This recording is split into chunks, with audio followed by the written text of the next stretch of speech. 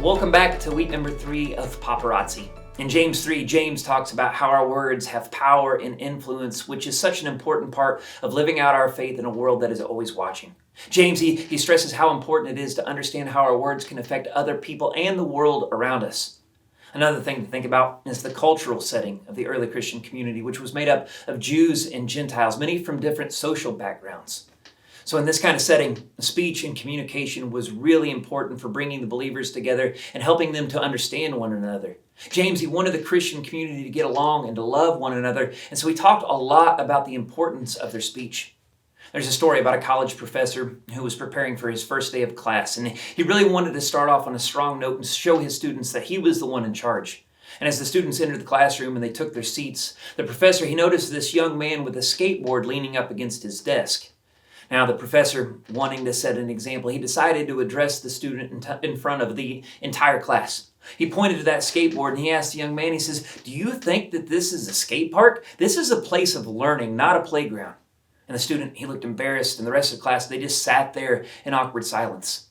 The professor, feeling satisfied that he'd made his point, he went ahead and started his lecture. Well, about 15 minutes into the class, the same young man entered the room and he looked flustered. He apologized for being late, and he explained that he was actually the guest speaker the professor had invited to come and talk about skateboarding as a physical activity and its impact on mental health.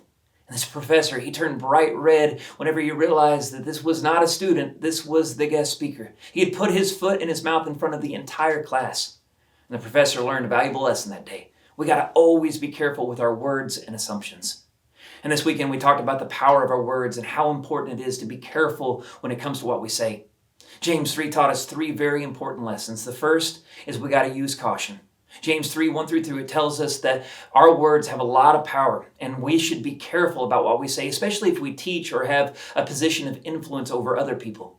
Second, we got to recognize the power. In verses 3 through 5, it talks about how much power our words have. Even though our tongues are small, they have a big impact on the people's lives that are around us. And then the third thing that we learn is we got to understand the potential. James 3 verses 6 through 8 tells us that our tongues, they can cause big problems. Our words can set a fire to our whole lives, and nobody can completely control the tongue. And this shows us just how important it is to think about the words in which we use. During the sermon, we looked at different kinds of negative speech, things like gossip and lying and using God's name in vain. And we talked about how we need to replace those things with positive speech, like encouragement and telling the truth and using godly words. And we can better live out our life of faith in a world that's always watching if we can figure out where our words don't match up and try to use them wisely. And so to get the conversation started in your group, can you recall a time when your words significantly impacted somebody either positively or negatively?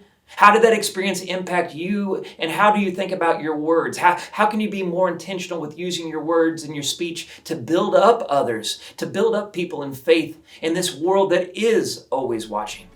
I thank you for joining us for week number 3, and I'm excited to see how God continues to move in our lives. Thanks for joining us.